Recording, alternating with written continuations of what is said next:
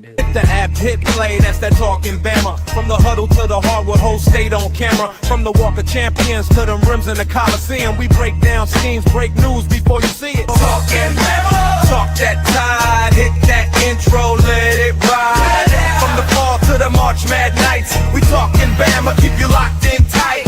Talk'N Bama. Roll that tape from the field to the paint. We stay up late if it's Bama. We on your dial. Talk'N Bama, got the whole state wild. Whew! Had to do a Mountain Dew run real quick and back in the seat just in time. I did do it. Yeah, I did make it. We are here, guys. It is Sunday night. It is Talk'N Bama. As y'all can see, I got Herb up top right here, so Brody can hold him up in case he falls down. Yep. Make sure he is good to go. We have a couple guys chatting in. How y'all boys doing tonight? What up? Doing good, man. Feeling good. Feeling blessed as always. I'm ready to go. So listen, Brody, if I told you right now that you had to run 10 110s outside, could you do it? Not even close. Not even close. Not even I get close, about I see. 92. Yeah, Maybe I'd probably throw up after 1.5. I'd be over there throwing up probably on the sidelines there. So, guys, we're going to get it started tonight. We got a great one in store tonight, guys. And if you don't know, well, now you do. We're 20 days away. Actually, less than 20 days away.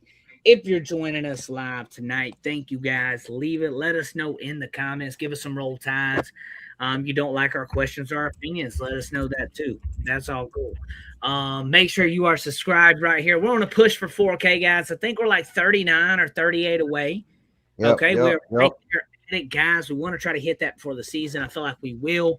And then we're on a push for the 5K, 10K run. That's kind of where we're going to be at next. We appreciate everybody that has rocked with us from the beginning to now. I don't think anyone could with this heat. Yes, this heat is wild. I said, don't think. Yeah, hey, you know. Somebody hold Big Mike up too. He was with me last night. We were holding it down. So yes, and yeah, we're definitely holding it down on something. All right, we're gonna start out tonight on the first and 10. They were having a good old time. Okay, good old time. First and 10 tonight. Herb, let you kick us off tonight. What's on your mind, man? I'm gonna steal the easy one, man. Shout out to Ty Simpson, man. I don't care if it's pre-season. Oh, sorry. Go ahead.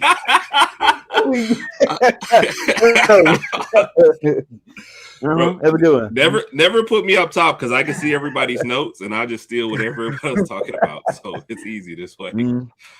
And still, shout out to Ty Simpson, man. You know, one of the guys that was they criticized the pick, and you know we'll see the future, and it's still preseason, but you much rather have an excellent outing like that, right, than a terrible outing, and we're talking about him. So shout out to him, shout out to the performance, and you know, good on the Rams giving them an extended look in that game, going 3 quarters. So just happy with the whole situation, and then also.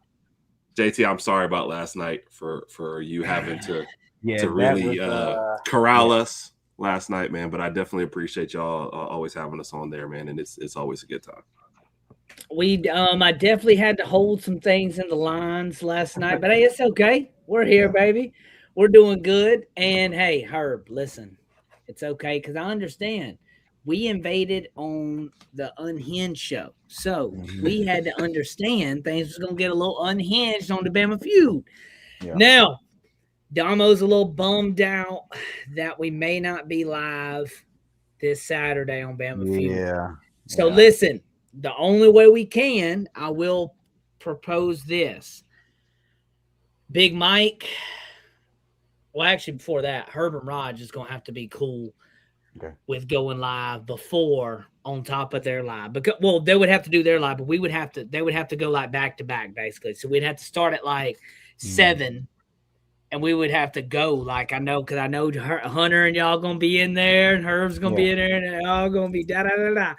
We'd have to move so Herb and Raj then could do their stuff. If they would do that, that would be the only way. If not, because I don't want to trump their show.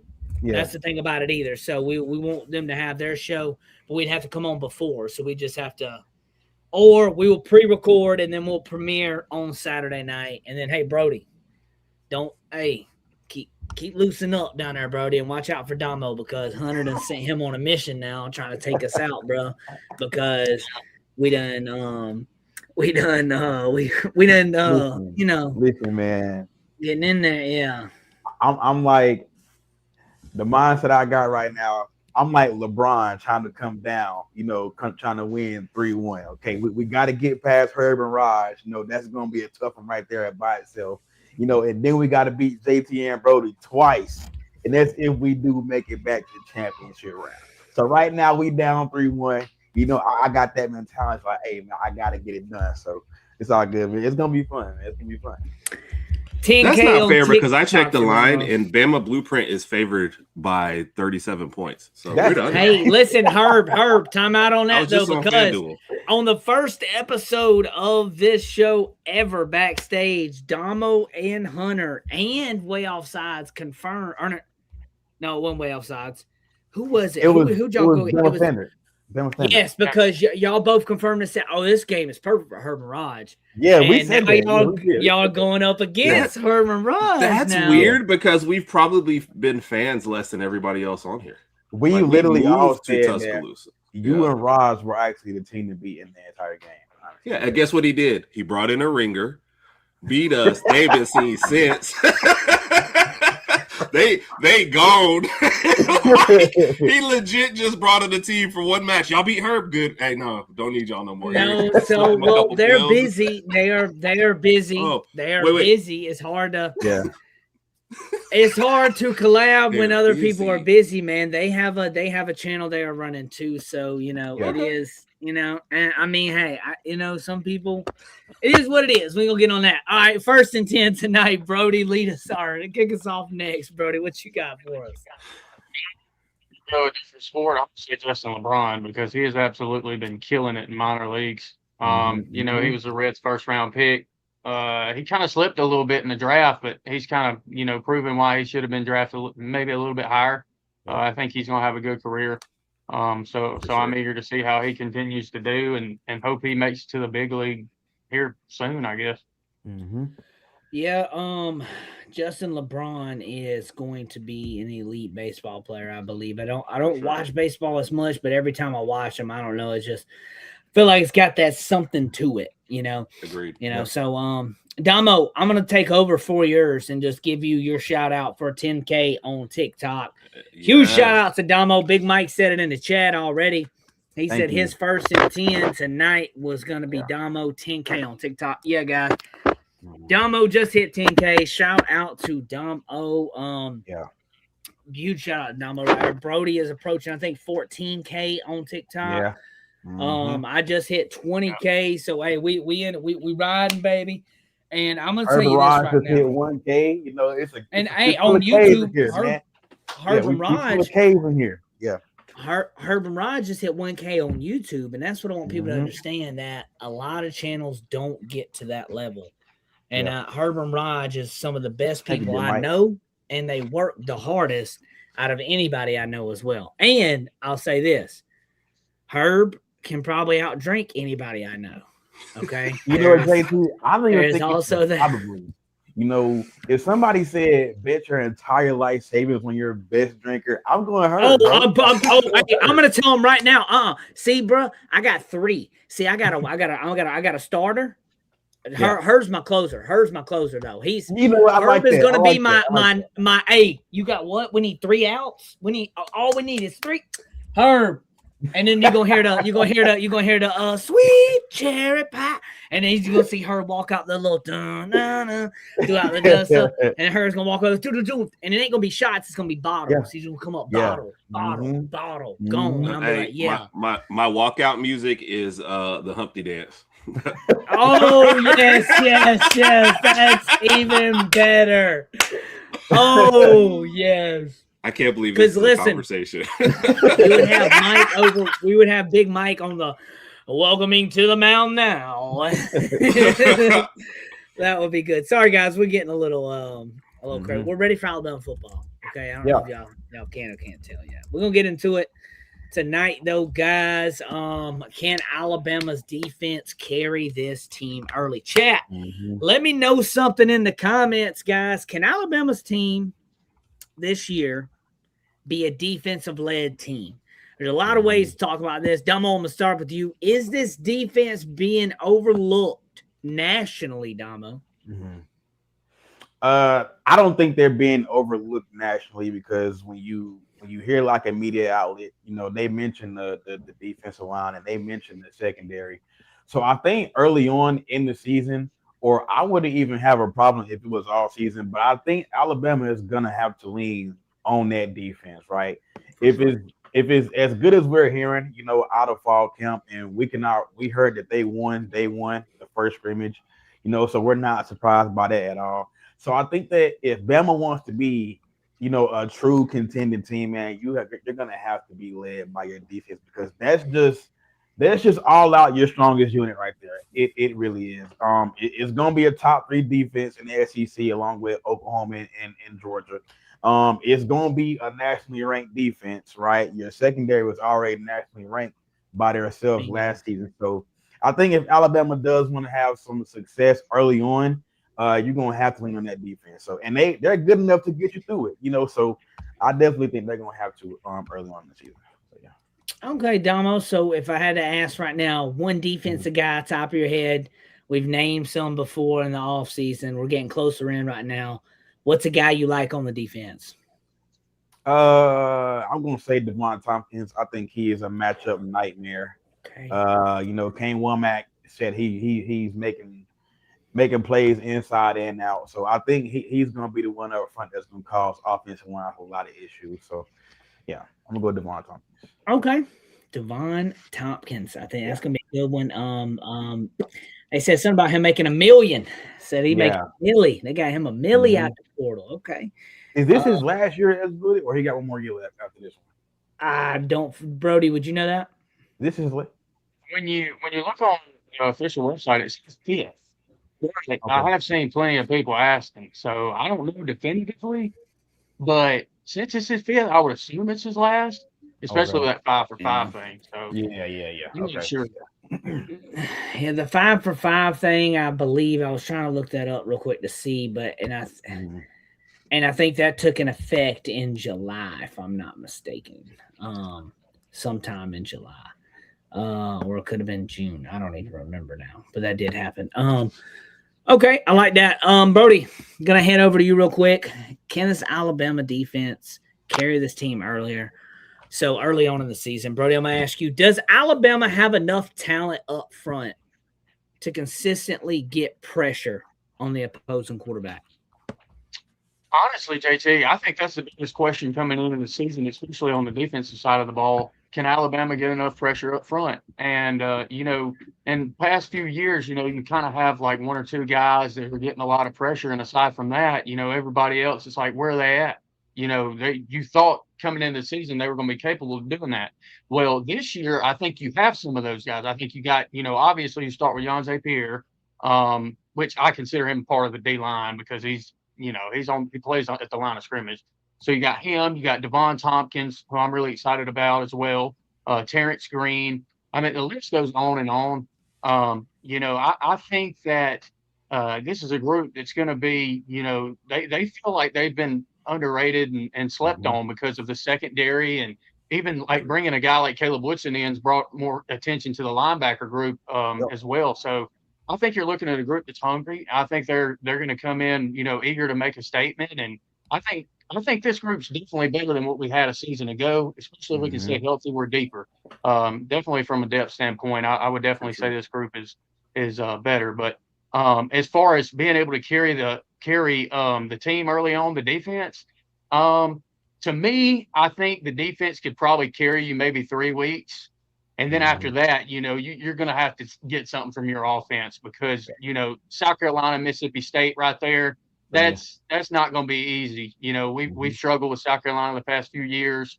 Our defense has played fairly well in those games, but, third time's a charm, they always say, and that's what South Carolina's picking on. So, I'm hoping that, our offense plays better because we didn't play good in Columbia last year. So I would say probably by like week 4, week 5, you'd like to see that offense kind of come to its own. But the first 2 or 3 weeks, I would definitely say you could lean on the defense. You know what?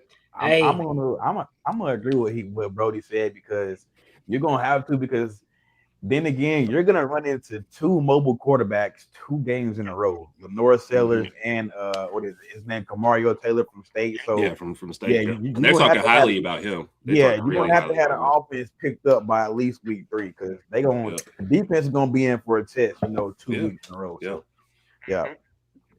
No, I agree. And look, hey, he said, I met it down at Aldine's. That's my boy, Brody Wallen. Hey, that's what I'm going to start calling you now. Hey, Brody Wallen, boy. That one's going to.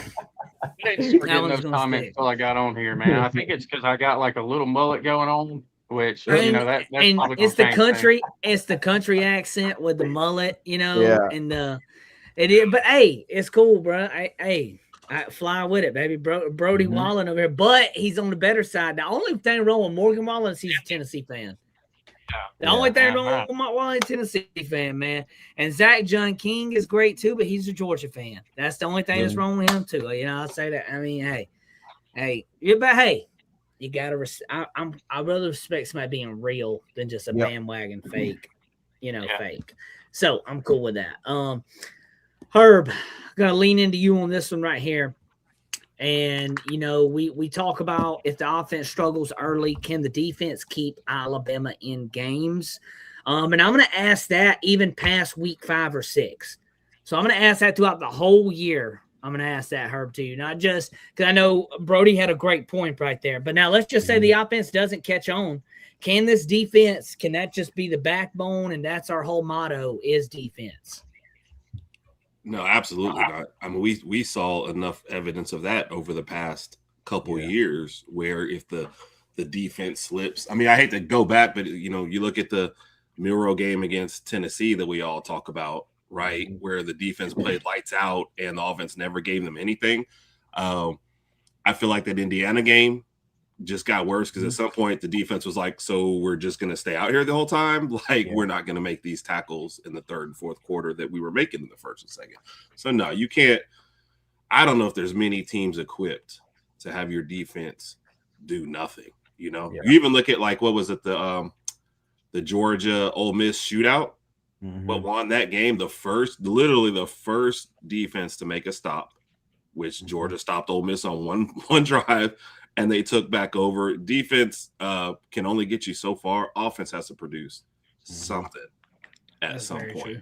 So, no, and especially not this team with, if you said like first 5 or 6 games, offense isn't getting going. Now, are we changing the offensive line? Are we changing our quarterback?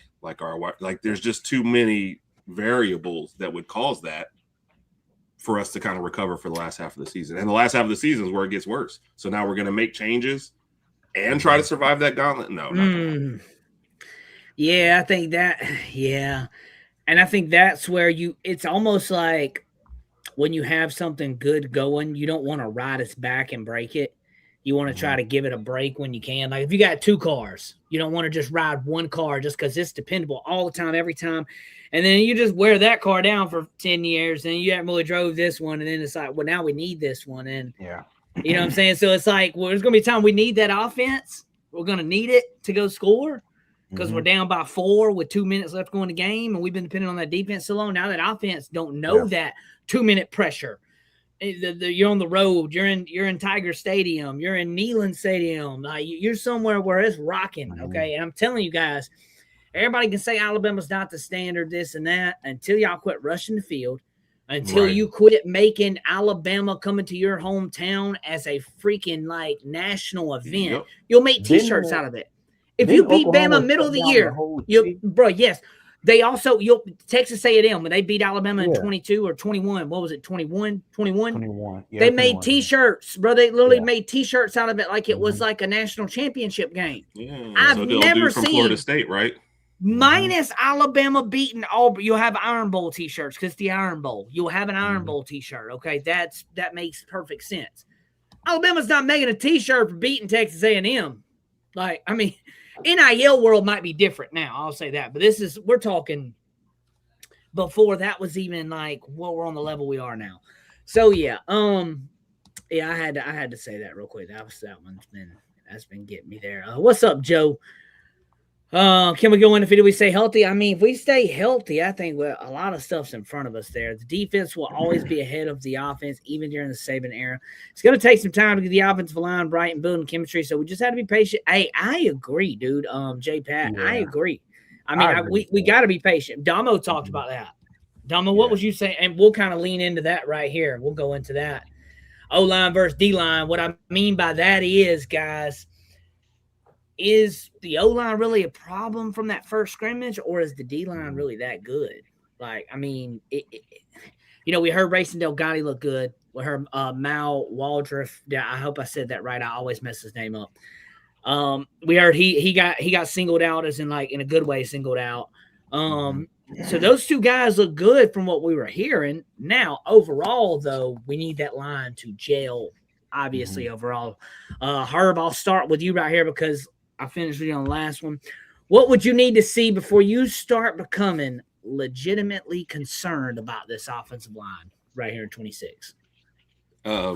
First, like I understand in the spring we talked about it, but I need to see guaranteed who are my 5 starters. Like, that's what I want to know. Who are the 5 guys you are actually rolling out here? What group am I looking at? No more position battles. Like, I'm throwing away what they said earlier, and it just feels like they're still playing around with certain positions. I need to know who the 5 guys are. Who are we watching? Who are we evaluating? Like, I understand we got a lot of bodies. We got a lot of depth.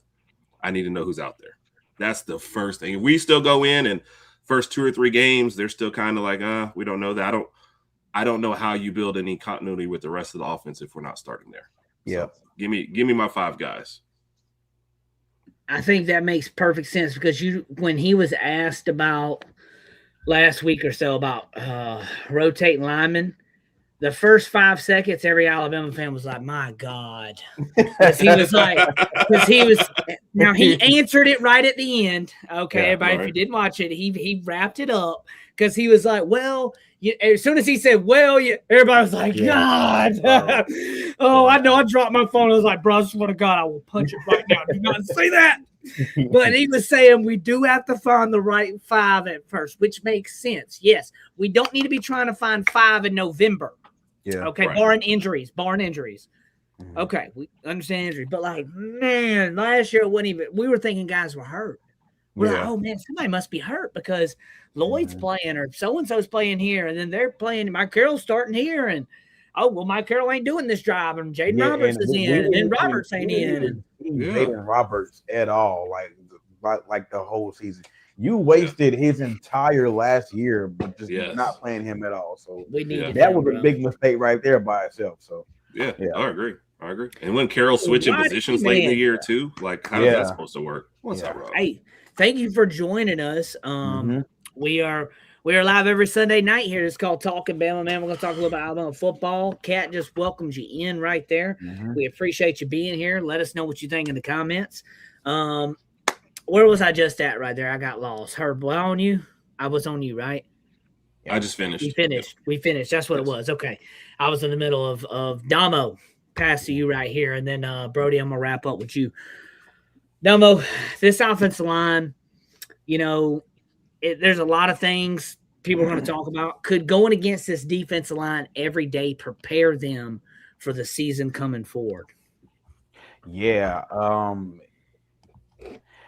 I think this might be, besides Georgia, I say this might be the best defensive line that they might be going up against all season. I could be wrong, but when you're going against like what's expected to be like one of the best defenses in the country, like it's gonna start to make you better, at some point.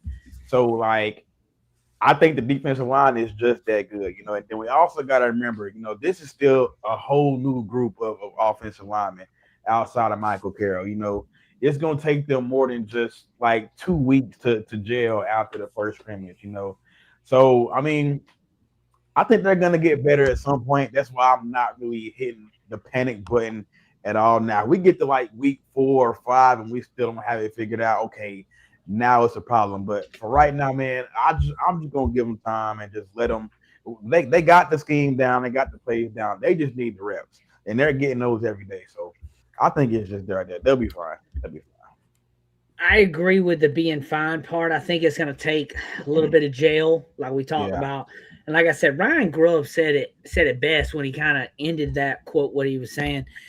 Saying like, well, we got to find the right guys. Obviously we don't want to be rotating guys. We want to get the right guys in, but also finding those guys. And you can't replica game speed. You can't replica that at practice. Like you can do your best 2-minute drills, all those things, but that defensive line also knows somewhat what you're doing already. They see it every day. And now, granted, I know that they're taught not to think like that, but now when you're truly going against a guy that don't know what's going on, you know what I mean? Mm-hmm. You get looks. That's the looks you're trying to look for. That's why you watch film. That's why a lot of people go back to that. So, Brody, I'm going to lean over to you right here to wrap us up on the O-line, D-line right here. And then you can kind of elaborate on some more on this if you want to. What should Alabama fans realistically expect week 1 from this offensive line? Great question. I think week 1, I would expect a lot of guys to be playing. I think, unfortunately, like Herb said, you're 5 guys, but you think, you're unable, like you said, JT, to kind of replicate like game speed. Everybody knows that. So, going into week 1, you're facing a different opponent. They don't necessarily know what you're, what kind of sets and what stuff you're doing. So it's going to be interesting to see, how they play or perform against another D line, and they should be able to handle, ECU with ease. I know ECU is one of those smaller schools that's talented, in several different areas, but when it comes to the trenches, this is the SEC, man. Like they're not SEC caliber. Like no offense to them, they're good ball players, but they should not be competing with an SEC offensive line. So I'm looking for that group to kind of impose their will, so to speak, in week 1, and then overall, I think it's difficult. Like I said, with game speed and stuff, it's difficult to get a good gauge on what you're getting from that offensive line during fall camp. Scrimmages are your best indication, which, we heard that they didn't do that well, but, usually the group gets better as fall camp goes and each scrimmage, gets more positive results. So, I'm looking for steady improvements leading up to the season. And, obviously we're not going to be where we want to be week 1, but, I think we could be in a place to where we're comfortable enough to, if we don't have those 5 guys, yes, we're going to play a lot, like I said. Hopefully, unless it's a really close game, which I don't expect, but you want to see a lot of different guys, a lot of different faces. But week 2, you want to see like a solid group. Like you want to have your 5. I think that continuity is crucial, especially having that because week 2, like we know, it's SEC, like SEC play with Kentucky. It gets a physical team, So. Absolutely. Kentucky's, that's an SEC caliber team that a lot of people aren't talking about. And, I'm hoping that we don't go in like we did against FSU, thinking that, this bunch ain't as good as we are, hopefully not. But, I think that you want your 5 ideally by week 2. Especially like Domo said, week 4, week 5, you definitely want to have your starting 5. Yeah, you have to, I think. Yeah, you have to. Yeah, and I think you talk about the starting 5 for the offensive line, which is going to be way more key and important than the starting quarterback, in my opinion. Because I think you could have Austin Mack back there with a great O-line, and that'll like a Heisman Trophy guy back there. You could have Keelan Russell back there, all the talent in the world, blessed by God, behind a horrible offensive line, and you'd wish you just had a game manager back there or something because the O-line plays into this too. So that's why I'm leaning on this. Hey, we do got to find this 5 because we're also going to be trying to find a quarterback out here too, guys, in the same breath because we got ECU. Both quarterbacks going to play. Everybody's like, who's going to start ECU? That isn't the question about who's going to start ECU. Sorry, I dropped the phone. That is the question about who's going to start ECU. Whoever starts. That's cool. Unless they come out and say, hey, this is the season starter, which I do not think. No, I think they announced game 1 season, game 1 starter for the season, but not like for the whole shebang, because that would just be, you don't know yet. Like, Blake Barnett, go back to that. Yeah. I thought he was going to be Marcus Mariota, second coming.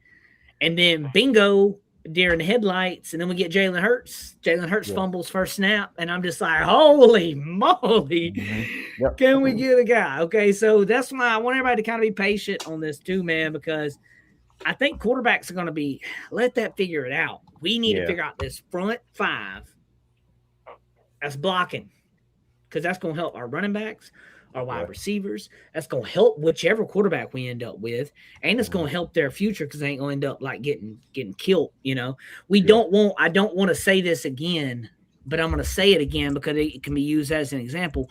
We don't want another Tua situation. A guy, obviously that was different in that hindsight, like 2-minute drill they were trying to run, freakish play. You don't want your quarterback getting hit though, man. Hey, JT, I also want to say this too. I also feel like the offensive line is so important, because that's also going to tie into how good the defense is going to be also, because you cannot waste 2 years of good defense. You can't do that at all. So it's like, if you have a great offensive line, and so say like your defense just gave up like a 13, 15 play scoring drive, they're already dog tired. So if you have an offensive line that can really take over a game and dictate a game, y'all can counter that by putting together a drive yourselves. Okay, give your great defense a rest. So that way, like when they do get back onto the field, like you're getting the best version, of your defense. So I also think that the offensive line being good is going to dictate how good your defense is going to be also. For sure. And how fresh they are too, Domo. Yeah. So like you can have, Bear Bryant said this one time. My dad told me about this growing up. He said Bryant wouldn't actually go after every 5-star guy. He would get a bunch of 3-star guys, or just your big, heavy, average set guys, versus these teams would go after a 5-star guy, and in the second half, that 5-star guy's tired. You line up against a new 3-star guy that's fresh jersey, nothing, not a mark on him all game. Hey, it's even playing field, baby, because that he's tired. So when you're tired, you're not as boom. So in that Domo, you were spot on there, brother. Spot on. Just to wrap up, or I don't know. I felt like I really needed to say this part. As far as I think that it's going to affect the play calling on both sides, because you look at it, if the offensive line's struggling, you can't be as aggressive. So if the offensive line is really good, you can be more aggressive. You're not as you're not as conservative. Same goes for the defense. If you're not putting up points, do you want to really be aggressive? Because if you come after the quarterback and they hit you deep, that's a quick drive. The offense is really out there. So I feel like, it kind of factors into that. It's so many different elements to account for when it comes to that. And I feel like that's one of the bigger ones. Yeah, I think it's one of the bigger ones. He killing the walling lines right there. He coming through. He killing the walling lines. No, Brody, you have a great point though, because Brody, when you talk about, there's a lot of pulling things. So like if something gets pulled this way, what's the ripple effect down here?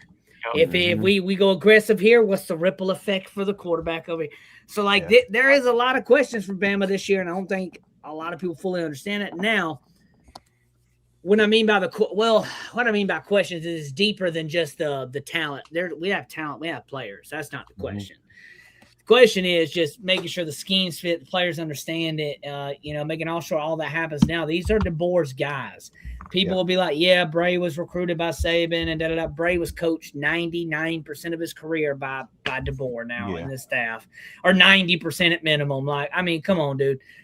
It's like, that was my teacher in first grade, but now I'm in 12th grade. You know what I mean? It's kind of like, hey, it's cool. I don't know. It's just kind of like, or you go to in freshman year, you're playing at high school, whatever, and then your coach changes after freshman year. So your sophomore, junior, senior year.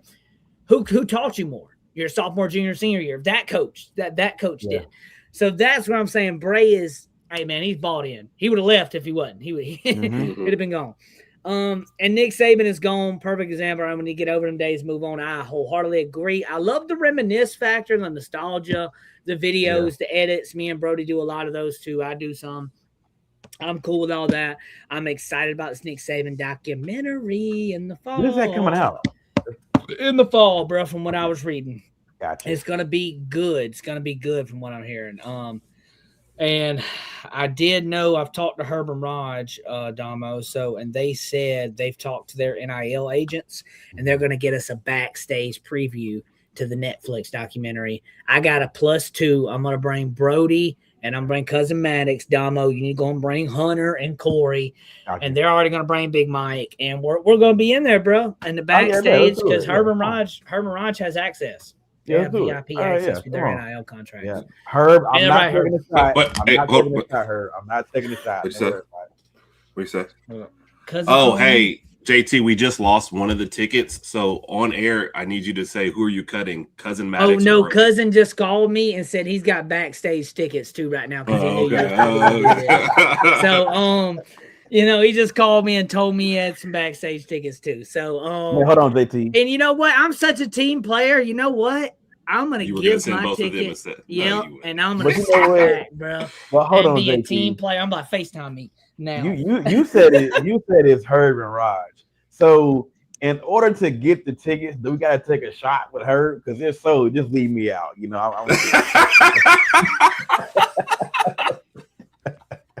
One of my favorite stories all time. The first Domo shot. The shot Domo took with me.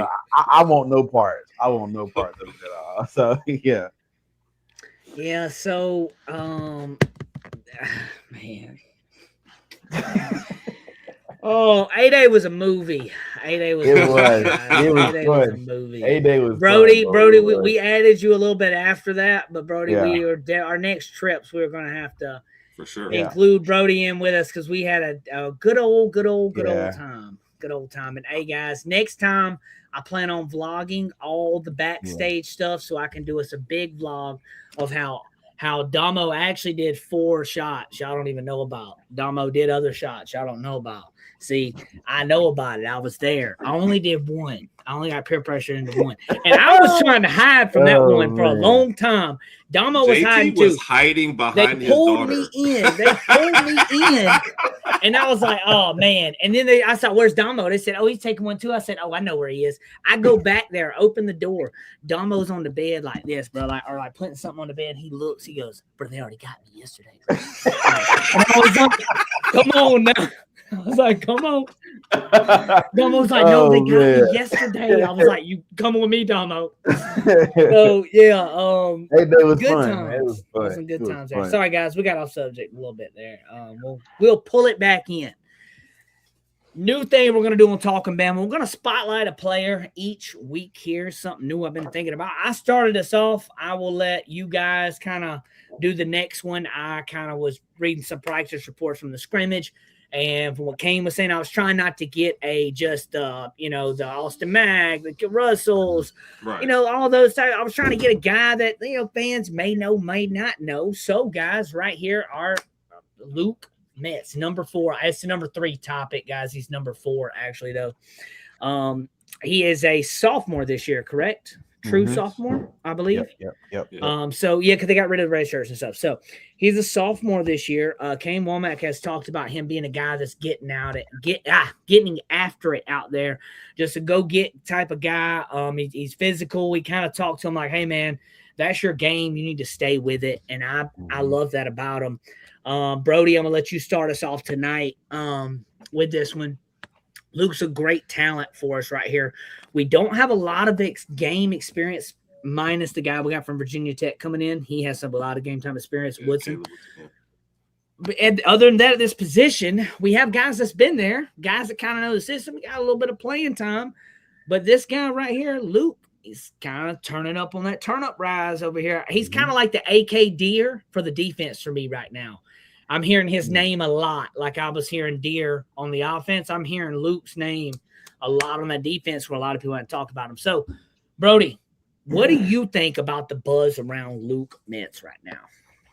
It's crazy because, I want to say he swapped his number to 4 if I'm not mistaken. Yes, he was 26 last year, if I'm not mistaken. I think he was 26. Yes. Number. And the reason I say that is because, when you hold up fours and go into the fourth quarter, that's when it's time to seal the deal. That's when it's time for somebody to go out there and make a play.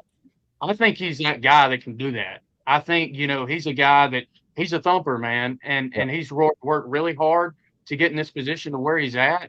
I think that Coach Womack has, a lot of faith in him. I think his teammates do as well. And, having somebody beside Caleb Woodson that could complement him and a guy, he may not necessarily have experience like you say, but he's a guy that they kind of trust, and he's a guy that plays really well sideline to sideline. I think Coach DeBoer actually alluded to that in one of his pressers last week. They have a lot of faith in this kid, and I do as well. Wasn't as highly coveted coming out of high school. Actually played at the same high school as Caleb Downs at Mill Creek up there near Atlanta. So, he's a guy that's came in and worked with Coach Morrell. Coach Morrell's a great developer, at the inside linebacker position. And I think this is a guy that's ready to make a big contribution this year and really take on a big role for the Crimson Tide. I am muted. I almost did a whole show without it. I caught it right there. I only said 2 words. I only said 2 words, though, so it was cool. Herb, what was you about to say? No, I said it's tradition at this point, man. You guys got to have it at least once. Yeah. It does. It does have to happen, and then Cousin Maddox did it last night, too, and it's like it ran in the bloodline at that point. Yeah. So, it is what it is.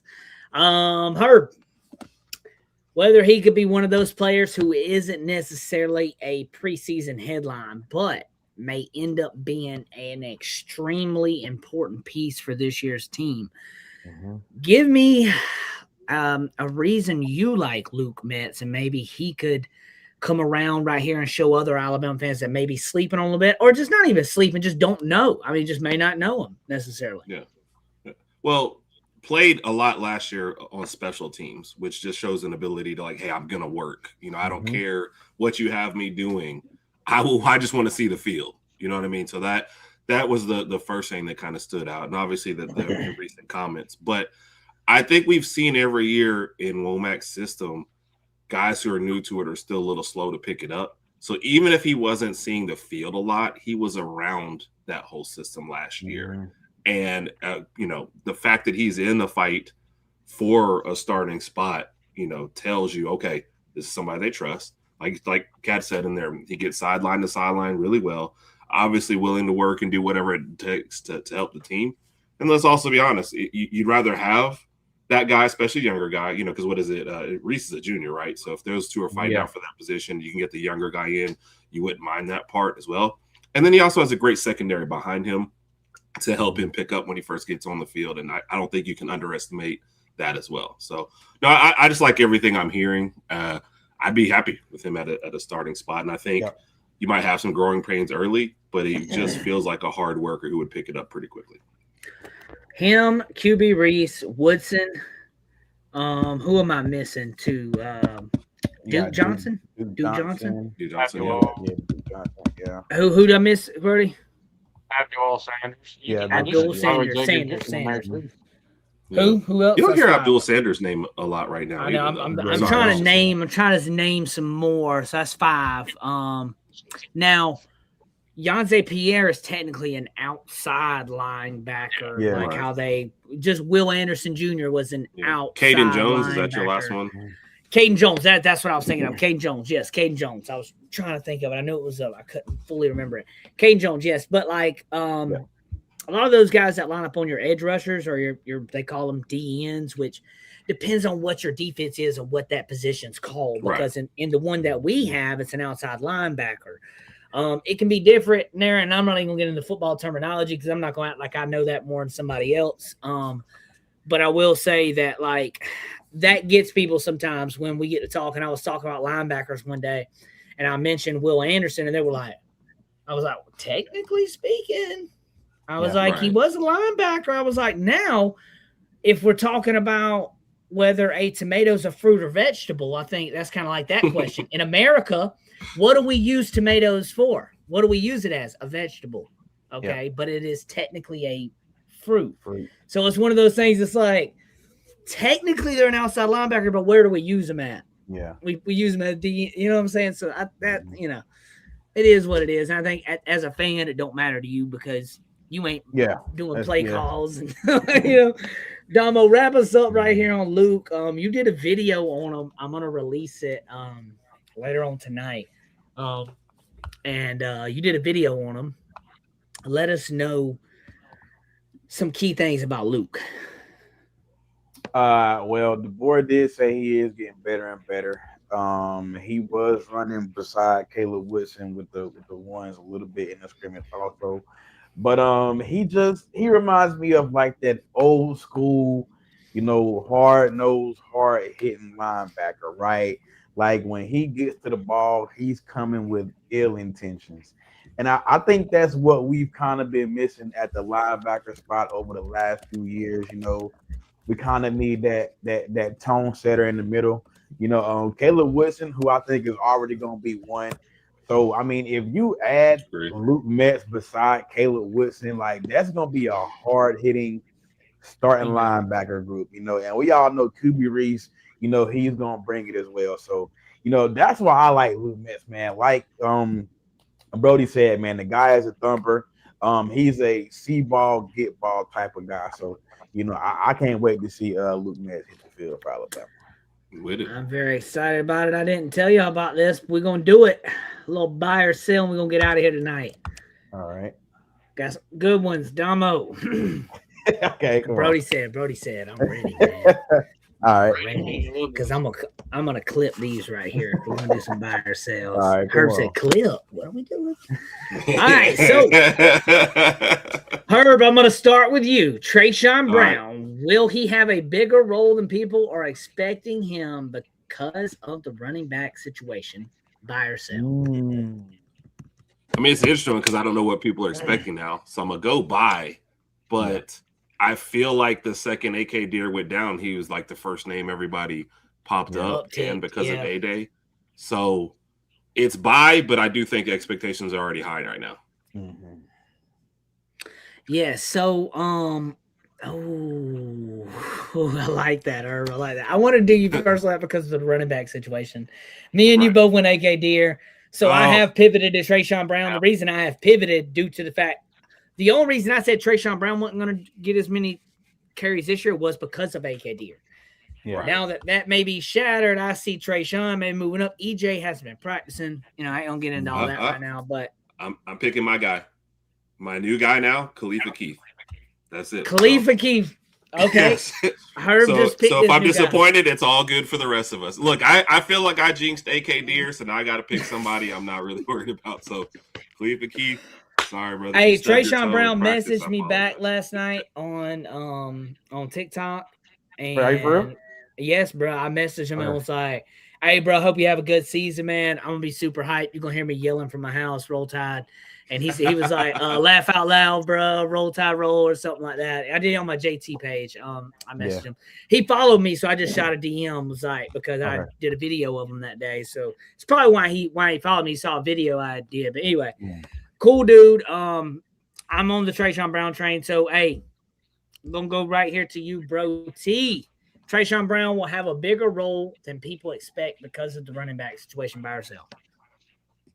I'm going to buy, and I might be going out on a limb, but I would have bought even if – I would have bought it, rather. Sorry. Even if AK Deer was healthy because I'll tell you this, man. There you go. I saw this kid's film after Alabama signed him. I said, man, I don't know where these other schools were. I had no idea why they did not offer this kid. Because same thing with Brooks. The way he gets downhill so quick, man, it's like, and the way that he runs, he's such a bruising running back. I think that can definitely help us. And, with the uncertainty in regard to Xavier Crowell, he's had several injuries here recently. I definitely think it could help Brown even more. Ideally, you would have wanted to, kind of transition him into the offense more, like, maybe week 4, week 5 slowly. But I think now, he may be a guy that gets 4 to 8 carries maybe a game. I think he's right there. If Crowell's healthy, I think it's Hill, Crowell, and then you got Brown and Riley. I think those two right there are vying for that third spot. But I definitely think that he's going to get an uptick in opportunities this year for sure. I agree with that right there wholeheartedly about what you said about EJ being if he's good to go. Domo, buy or sell Trayshawn Brown this year. Bigger role than expected. You know, before I answer that, I looked on FanDuel this morning, right? And FanDuel upped the odds on Daniel Hill having 1K, right? And the title said Domo predicted 1K for Daniel Hill, and they upped it. I'll just tell y'all what FanDuel did, but okay. I'm gonna buy it. I feel like he's shown you enough during the spring. He showed you enough in the first scrimmage. We've seen the clips in the first scrimmage how he was making guys miss, you know. And so I think he's one of those guys that where like once he's on the field, it's gonna be too hard for you to take him off the field, you know. So especially with AK going down, I can't wait till AK gets back. I don't wish injuries on. But I'm not celebrating him getting injuries with the Daniel Hill comment, you know, at all. I can't wait till he gets back. Sure. But for sure. Sources in the chats have just spoken, bro. I don't know if you just seen it. I don't know who broke the source. I wouldn't put the @ name at the beginning on who the sources is breaking this over under right now. But you know, sources have broken. I'm not revealing my source, so don't ask me. Okay, and I'm not going to tell you the time either. I would never tell you the time. But I'm definitely gonna buy Trayshawn Brown have a bigger role. I will buy that for sure. We have the best private chat in the history of private we chats. Do. You put it in private chat. Don't think Raj hates it on our show. If you put it in the private chat, I read it out loud. So it's like, oh, bro, I didn't say. Well, all right. So now if it's like notes actual in class private, and the teacher takes it and reads it out loud to everybody. If it's like somebody like some actual private stuff, like or something like, you know what I mean? Like I'm not, you know, that was funny though. That was a funny one to me. I felt like that was a good one. Yeah, got to get on FanDuel here. All right, I just wanted to do a buy or sell on Trayshawn Brown, guys. I ain't gonna beat a dead horse. We're gonna get out of here tonight, guys. If y'all are watching us over on Twitter X, stop what y'all are doing. Come over to YouTube right now. Roll Tide _Nation, guys. We are. Let me double check this real quick because I think we're like 30 away from 4K. We are 37 away from 3K, guys. So if you can, guys, come on. I meant to 4K. 4K. My brain. I'm about to say, dang, we lost subscribers, bro. No, we have not lost. No, hey, I will be hurt. We've been going backwards, Domo. I'll be hurt. The show has been that bad tonight. Okay. Almost 3 million channel views. All this less than a year. Coming up September 4th on the Bama Blueprint, we will have a 1-year anniversary. Yeah, we will be deep. I'm gonna let everybody know that now. So like we will be deep. We'll be the night before Alabama football game. We will be deep in the chat. So yeah, what's up, Mike? Can I also say Mike, who's been sorry, my bad. I get excited. It's Big Mike stuff. Big Mike at 6:00 will have his 100th episode on a Run In Wrestling podcast as well. So he gonna lead off Mike. There. I think we're still going at 6:30. Mike will be joining us as soon as their show ends. But I just think it's a great night for all of that, man. Thank you. All right, my boy, I get excited. Has on the pause. See, shout out to Big Mike, guys. On here, man. Huh? Yeah, and so another thing though, I'll say with on Friday night, it'll be us four, Hunter, Corey, Mike might join us. Cousin's probably going to join us. So we're going to be about 8 to 10 deep, maybe. But and Raj is more than welcome to join us as well. Raj's more than welcome to join us. Herb will already be there. And we're going to talk a little bit about the football game. We're also going to talk about the channel and some things we got planned. So it's going to be a big celebration, guys. It's going to be a fun one. That will be a Drake night. That'll be an unhinged night. I'm going to let y'all know now. That will be a Did you call my name? Did you just say my name?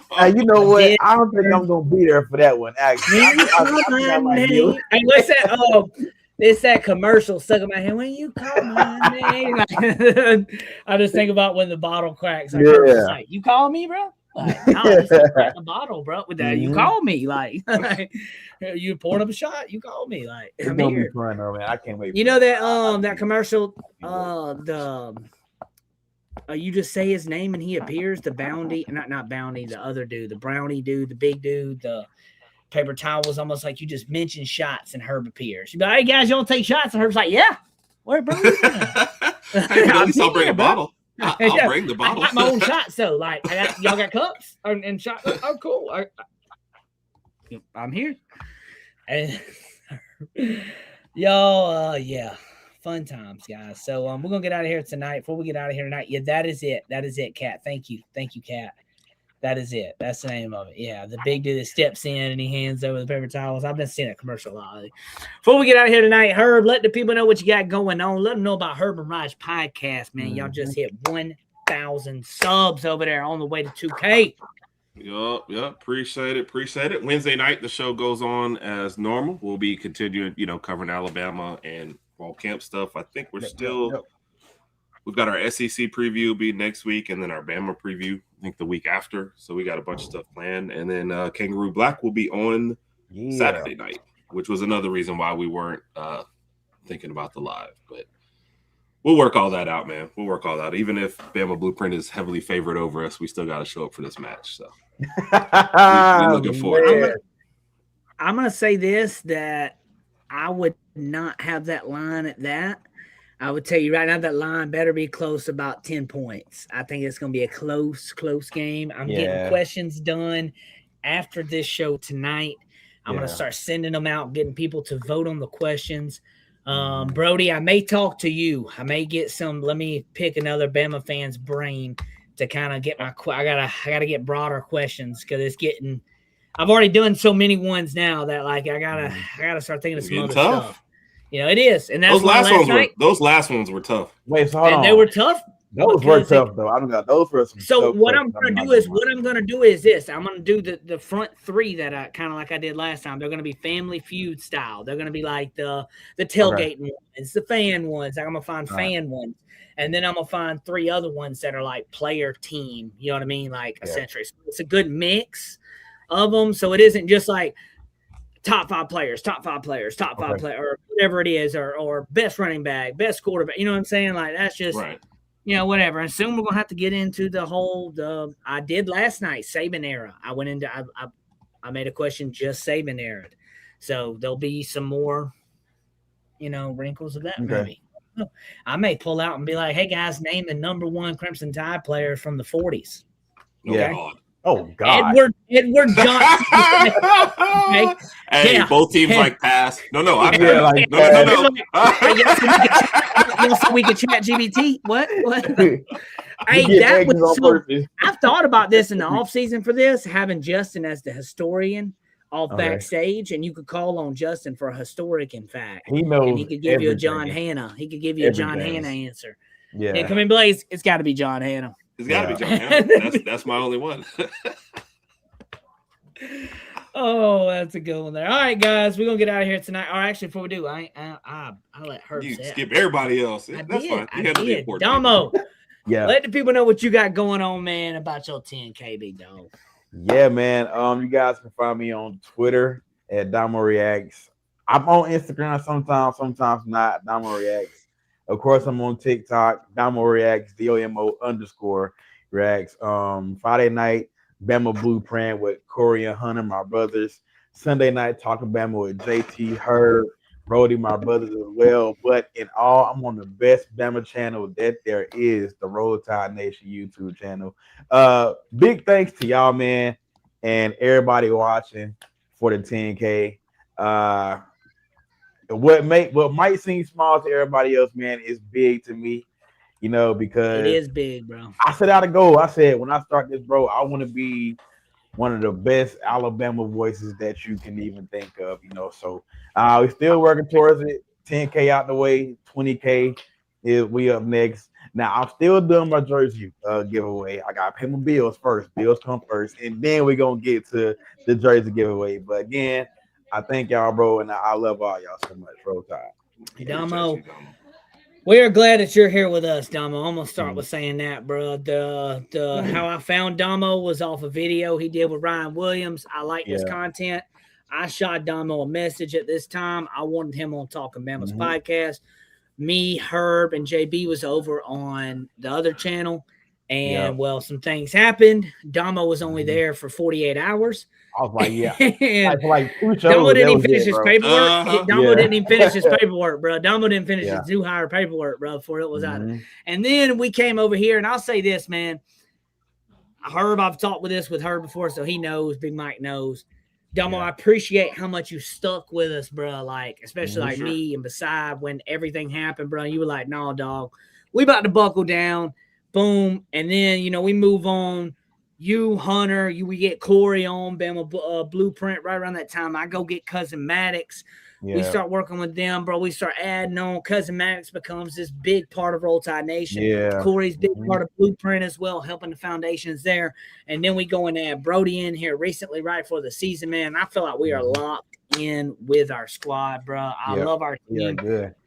We got a great one, and I'm super excited to be here. Brody, speaking of that, wrap us up, man. Let people know what you got going on, where they can find you at, big dog. You can find me on X at Crimson Coverage, and then over on TikTok. I believe we're at 13.9K, so we're almost at 14.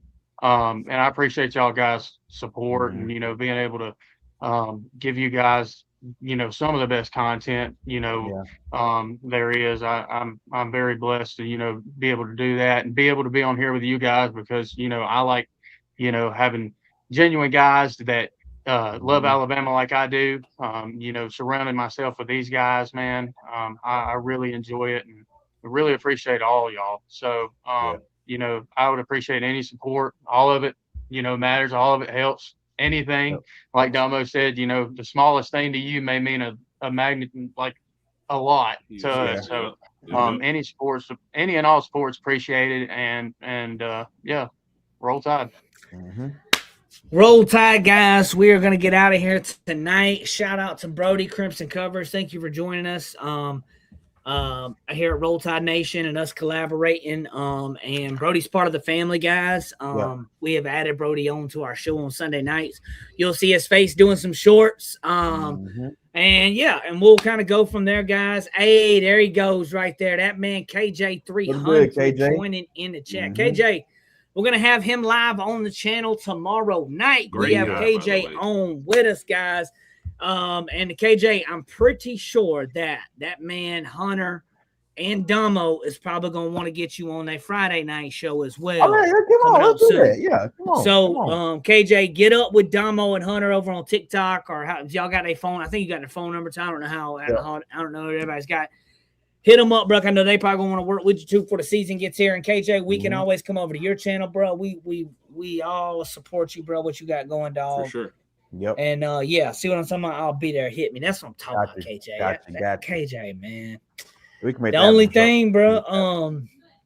KJ's a Saints fan, though. So I mean, I don't have no issue with the Saints, man. But KJ is one of the biggest. I think he's the biggest Saints fan I've ever. Him and Cruz, to me, Cruz on Twitter. They're both, and then Cat. I think Cat's a Saints fan. I think Cat's a Saints fan. Cat's a Saints fan. I think Cat's a Saints fan too. Shout out to Cat. Who that? There you go. Fins up, baby. We probably gonna be trash this year, but baby, we going for Arch Manning, dog. Give us Arch, baby. Give me Arch, baby. Hey, hey, I've been a Miami fan since the Dan Marino part that when I was a kid. So you know what? I got to ride it out. I went through the worst times, but also I love the Dan Marino train too. JT, that ain't nothing, man. Listen, Hunter watched the preseason game and he was crashing out. Oh, I know, bro. I know. Tua fumbled. Yeah, he's crashing out live. Thank you, Dallas. Yeah, first fumble there. I got to get off, guys. We got kids in school tomorrow, guys. We're back in the school routine. I'm out of here, guys. Y'all have a great one, and I will not forget this before I get out of here. We don't care if it's KFC, Kentucky Fried. I don't care if it's Popeyes, twisted on the side. Give me every day that ends in Y. Bama by motherfucking 55.